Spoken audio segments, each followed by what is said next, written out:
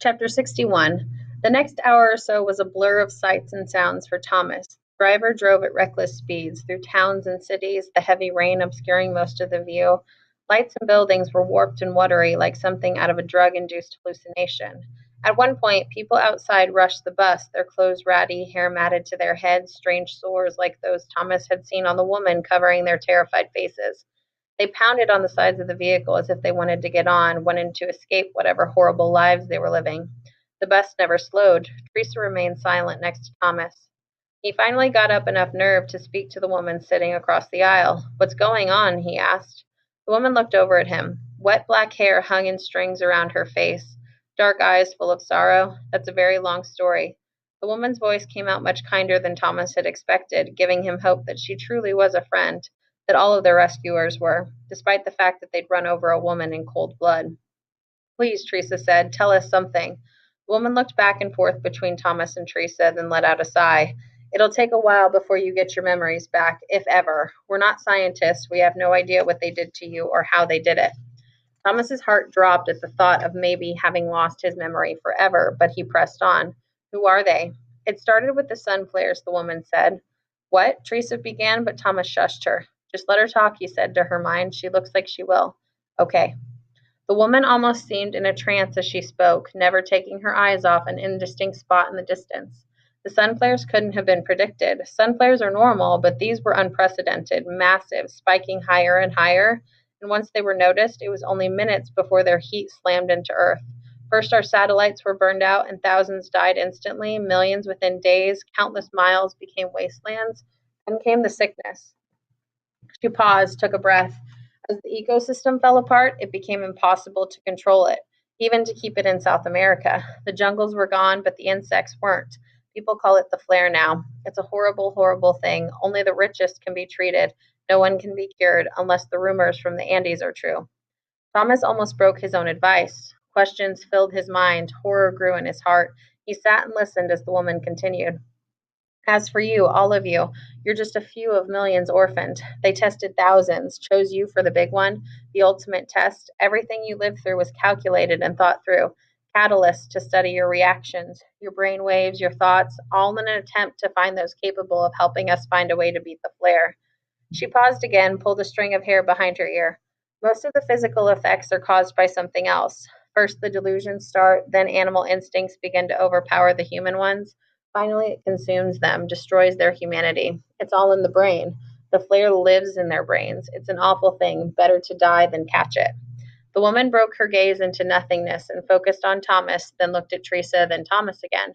"We won't let them do this to children. We've sworn our lives to fighting wicked. We can't lose our humanity, no matter the end result." She folded her hands in her lap, looked down at them. "You'll learn more in time. We live far in the north. We're separated from the Andes by thousands of miles. They call it the Scorch. It lies between here and there. It's centered mainly around what they used to call the equator. It's just heat and dust now, filled with savages consumed by the flare beyond help.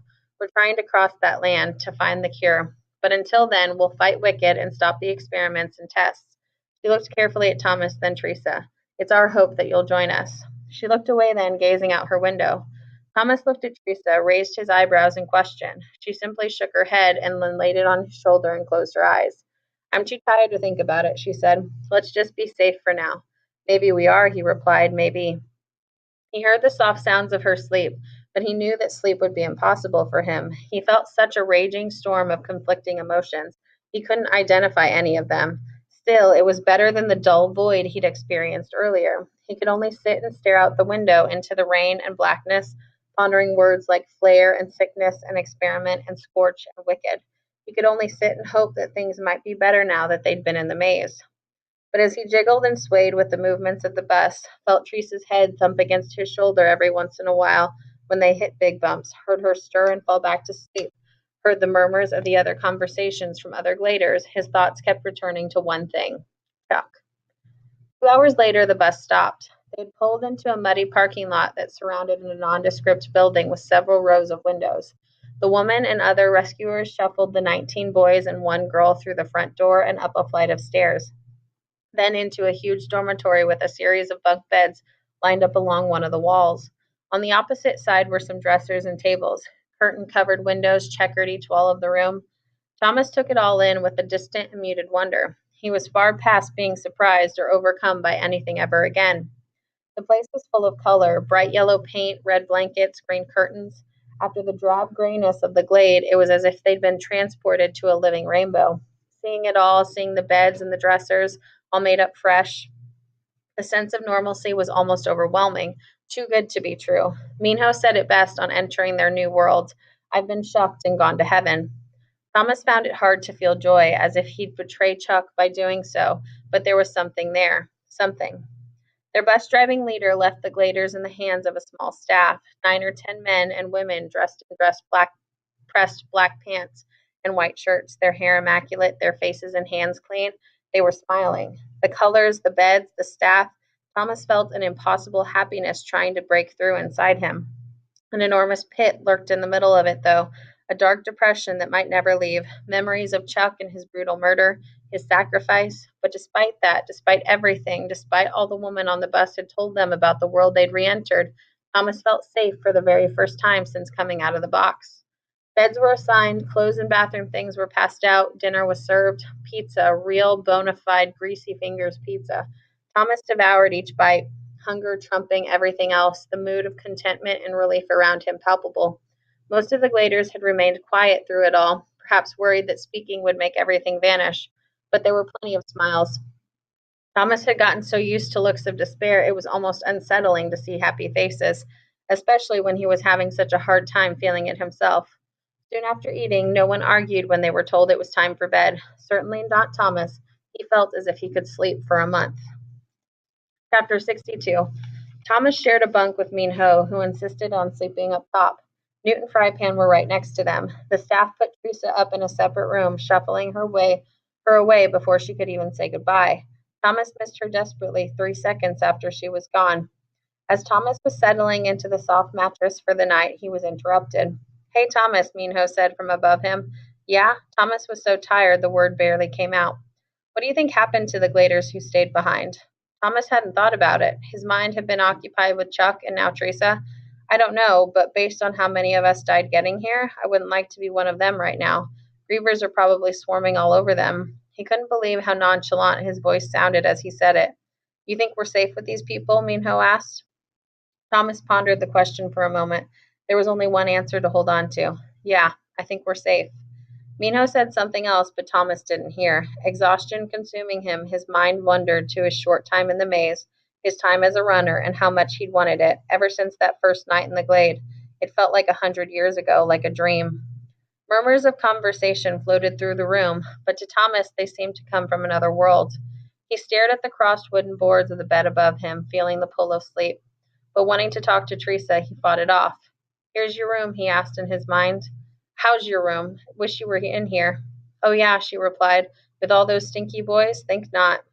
Guess you're right. I think Minho's farted 3 times in the last minute. Thomas knew it was a lame attempt at a joke, but it was the best he could do. He sensed her laughing, wished he could do the same. There was a long pause. I'm really sorry about Chuck, she finally said. Thomas felt a sharp pang and closed his eyes as he sank deeper into the misery of the night. He could be so annoying, he said. He paused, thought of that night when Chuck had scared the crap out of Gally in the bathroom. But it hurts. Feels like I lost a brother. I know. I promised him. Stop, Tom. What? He wanted Teresa to make him feel better, say something magic to make the pain go away. Stop with the promise stuff. Half of us made it. We all would have died if we'd stayed in the maze. But Chuck didn't make it, Thomas said. Guilt racked him because he knew for a certainty he would trade any one of the Gladers in that room for Chuck. He died saving you, Teresa said. He made the choice himself. Just don't ever waste it. Thomas felt tears swell under his eyelids. One escaped and trickled down his right temple into his hair. A full minute passed without any words between them. Then he said, Teresa? Yeah. Thomas was scared to share his thoughts, but did. I want to remember you, remember us, before. Me too. Seems like he didn't know how to say it after all. I know. Wonder what tomorrow will be like. We'll find out in a few hours. Yeah, well, good night. He wanted to say more, much more, but nothing came. Good night, she said, just as the lights went out. Thomas rolled over, glad it was dark so no one could see the look that had settled across his face. It wasn't a smile exactly, not quite a happy expression, but almost. and for now almost was good enough.